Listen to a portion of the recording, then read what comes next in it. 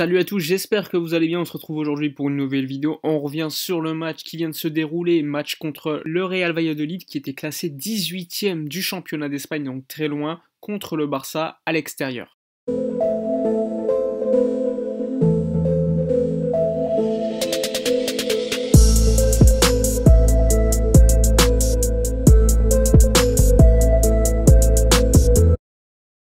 Comme d'hab, avant de parler du match en lui-même, on revient sur la convocation d'équipe et ensuite les 11 mis en place par les deux coachs. Alors la convocation d'équipe, pas de surprise, comme vous le voyez, il y a juste l'absence de Matheus Fernandes qui est parti en vacances un peu plus tôt que prévu, puisqu'il faut savoir que c'est le dernier match du FC Barcelone avant la semaine prochaine. Ça faisait longtemps que les joueurs n'avaient pas eu autant de repos, donc un très beau Noël pour eux, même si dès le 29 décembre, ils devront jouer un match contre Eibar d'ailleurs, avec la présence d'Ousmane Dembélé qui sera remis selon Ronald Koeman, donc une bonne nouvelle, un bon retour à Ousmane Dembélé la semaine prochaine. Alors au niveau de la convocation d'équipe, comme je vous l'ai dit, il y avait tous les joueurs qui étaient présents sauf Ansu Fati, Ousmane Dembélé, Gérard Piqué ainsi que Sergi Roberto, sinon ils étaient tous présents à part Matheus Fernandes. Maintenant on vient sur le 11 qui a été mis en place par Ronald Koeman, un 11 plutôt surprenant puisque ça sera un 3-5-2 ou un 3-4-3 avec en défense centrale sans surprise cette fois-ci le retour de Clément Lenglet assisté de Araujo ainsi que Mingueza, sur les côtés Serginho Dest ainsi que Jordi Alba, au milieu de terrain Frenkie de Jong, Pjanic. Ensuite sur le côté gauche Pedri, Messi à droite et Braithwaite devant, donc un 11 très offensif ou très défensif, c'est selon l'analyse qu'on peut faire. En tout cas avant le match on pouvait penser à quelque chose de très offensif avec des vrais ailiers cette fois-ci, puisque c'est le rôle de Jordi Alba et de Serginho Dest lors de ce match de le faire. On a évidemment largement besoin d'ailiers sur les côtés pour faire la différence, et Jordi Alba et Serginho Dest c'est les premiers candidats aujourd'hui, sachant que Trincao n'est pas en forme, que Fati est blessé, que Dembélé également. Ça te fait encore une fois un autre relanceur en défense centrale. Tu as 3 relanceurs avec devant 2 milieux de terrain, donc l'intérêt de mettre un tel dispositif c'est d'avoir des milieux de terrain un peu plus haut. Cette fois-ci il n'est pas nécessaire que Frenkie de Jong ou Pjanic retombent et reviennent entre les centraux pour relancer,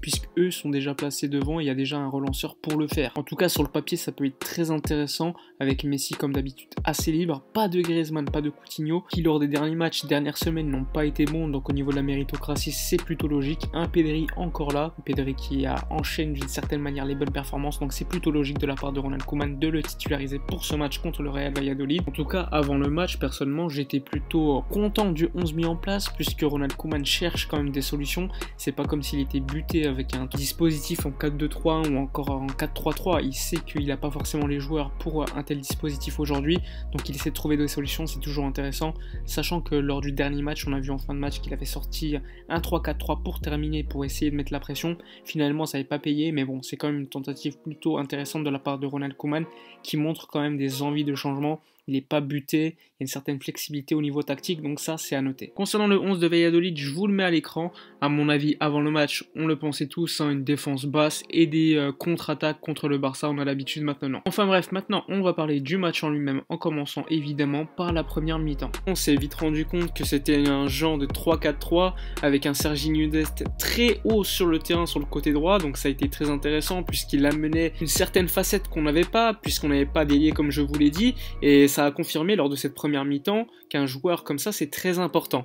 Alors on revient quand même sur les 10 premières minutes où le Barça a quand même eu un peu de mal à relancer, on a vu que défensivement c'était toujours les 3 défenseurs centraux qui, suite à la pression de Valladolid qui était intéressante, ils essayent de trouver soit Marc-André Ter Stegen, soit Pjanic et Frenkie de Jong, et dans ce cas-là, Frenkie et Pjanic ils étaient obligés de redescendre beaucoup trop bas sur le terrain, donc c'était un peu inutile, il y avait un joueur en trop. Alors oui, lorsque tu fais prendre en contre-attaque c'est très important d'avoir un défenseur central supplémentaire, mais au niveau de la relance, en première mi-temps, c'était pas très intéressant, puisque Pjanic et Frenkie de Jong descendaient trop bas lors des 10 premières minutes. Après, on a vu quand même un changement avec des Araujo, Mingueza ainsi que Lenglet qui avaient tendance à relancer un peu plus haut, ce qui a permis à Frenkie et Pjanic de monter. Donc Messi également est monté, Dest également, et toute l'équipe a suivi logiquement.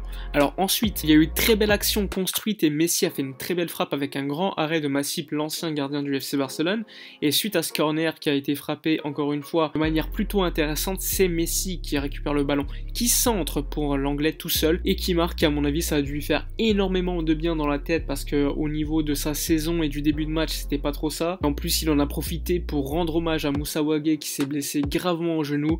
Donc une très belle action de Clément Lenglet, encore une fois un Lionel Messi décisif puisque passeur, donc ça fait plaisir. Ensuite le Barça continue à dominer largement le ballon.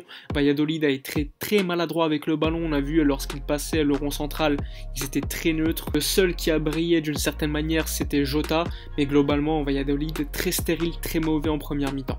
Donc on en a profité pour marquer un second but, encore une fois une très belle action entamée par Frenkie de Jong, Messi, Pjanic et Serginho Dest, et Messi qui fait le décalage encore une fois, et un bon centre de Serginho Dest encore une fois, il faut le dire. Ça fait déjà 2-3 centres qu'on a vu en première mi-temps où c'était très intéressant, ce qui a permis donc à Martin Braithwaite de marquer et de débloquer le match d'une certaine manière, parce qu'à 2-0 Valladolid est obligé de cette fois-ci de se dévoiler totalement, ce qui laisse énormément d'espace au Barça derrière. Et après il y a eu 2-3 occasions pour Messi et franchement on aurait pu mener 3-4-0 assez facilement à la fin de la première mi-temps, mais ça a été très intéressant au niveau offensif puisqu'on voyait un Valladolid qui était pris par la gorge, puisqu'obligé à revenir après le 1-0, il laissait énormément d'espace et on en a bien profité. On a pu voir quelques séquences entre Pjanic et Messi qui avaient été très intéressantes.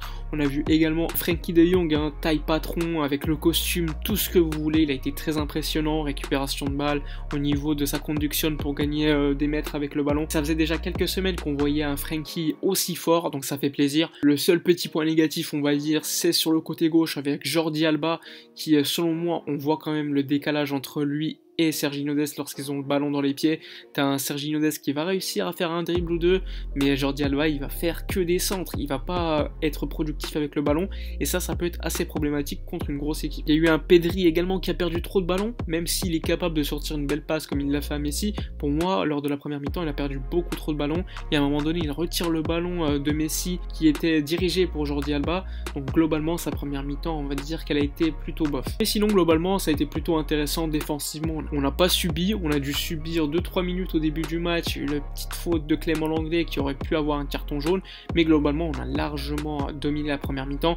Vous pouvez le voir aux statistiques, un Barça dominateur, un bon Messi, un bon Frenkie de Jong, un bon Serginho Dest, ça fait plaisir. 2-0 à la mi-temps. Maintenant parlons de la seconde mi-temps. Concernant la seconde mi-temps, il n'y a pas eu énormément de changements dans le jeu, le Barça a dominé le jeu, même si le Real Valladolid a fait quelques changements avec l'entrée par exemple de Tony Villa pour essayer de contrôler le milieu de terrain. Finalement ça n'a pas été le cas, Frenkie de Jong était très en forme, Pjanic également, tout comme Pedri, donc on a une certaine maîtrise du ballon qui était plutôt intéressante, une défense très solide il faut le dire ce soir, et en plus encore une fois un but de Lionel Messi pour passer devant Pelé avec 644 buts pour un seul club. Après encore une fois une très belle action créée par Lionel Messi, Frenkie de Jong et Pedri à la passe décisive pour Messi qui marque magnifique but encore une fois, un Messi très en forme aujourd'hui, très heureux on le voyait, donc évidemment ça fait plaisir. Il y a eu des bonnes séquences sur le côté droit avec Serginho Dest. Jordi Alba sera suspendu pour le prochain match puisqu'il a accumulé 5 cartons jaunes lors de cette Liga. À 3-0 on s'est quand même offert le luxe de faire rentrer Samuel Umtiti, on a clairement vu qu'il y avait encore la charrette,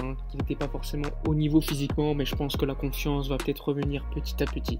En tout cas cette victoire fait énormément plaisir, le Barça continue, ça fait 10 points sur les 12 derniers, la remontée continue, surtout que la Real Sociedad a perdu des points. Aujourd'hui ce qu'il faut viser c'est clairement la deuxième ou la troisième place, l'Atlético est déjà à 11 points en avance par rapport au Barça, ça va être très compliqué de revenir, mais bon, sait-on jamais. Enfin bref, n'hésitez pas à me dire dans les commentaires votre avis sur ce match, votre MVP, personnellement c'est Lionel Messi, même si j'ai kiffé le match de Frenkie, de Pedri notamment, donc dites-moi dans les commentaires. N'oubliez pas comme d'habitude de vous abonner à la chaîne si ce n'est pas fait, de liker, commenter, partager. Moi je vous dis à la prochaine et d'ici là comme d'habitude, portez-vous bien.